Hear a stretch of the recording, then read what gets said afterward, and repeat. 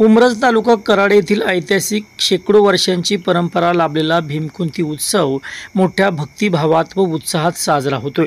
श्रावण महिन्याच्या शेवटच्या सोमवारी सुरू झालेल्या उत्सवाचा शाही सोहळा आता विसर्जनाकडे वाटचाल करत आहे। रविवारी 7 सप्टेंबर रोजी भीमसेन मंडपात भंडाऱ्याचा कार्यक्रम पार पडला। सोमवारी 8 सप्टेंबर रोजी संध्याकाळी भीमसेन महाराज व माता कुंती यांचे पारंपरिक जल्लोषात दिल्ली दरवाजात आगमन झाले। भीमसेन महाराज की जय, कुंती माता की जय असा जयघोष करत अवघा परिसर दुमदुमून गेला। यावेळी हजारो भाविकांनी दर्शनासाठी गर्दी केली होती। उद्या मंगळवारी 9 सप्टेंबर रोजी सकाळी विसर्जन मिरवणुकीला धार्मिक पद्धतीने आणि पारंपरिक वाद्याच्या गजरात सुरुवात होणार आहे। यासाठी सर्व तयारी पूर्ण झाली आहे। दिल्ली दरवाजात भीमसेन महाराजांचे दर्शन घेण्यासाठी ग्रामस्थ, नवस पूर्ण करणारे भाविक तसेच राजकीय व सामाजिक क्षेत्रातील मान्यवर मोठ्या संख्येने उपस्थित होते। माजी सहकार मंत्री बाळासाहेब पाटील यांनीही दर्शन घेऊन महाराजांचे आशीर्वाद घेतले।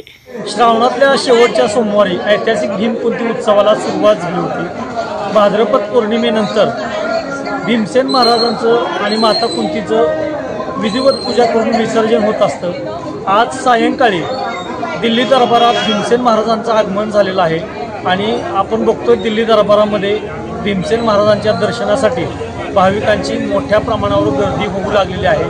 उद्या सकाळी भीमसेन महाराजांच्या विसर्जनासाठी वाजत गाजत मिरवणुकीला सुरुवात होणार आहे आणि त्यानंतर साधारण दुपारी 12च्या दरम्यान भीमसेन महाराजांची आरती करून कृष्णान विसर्जन केलं जाणार आहे।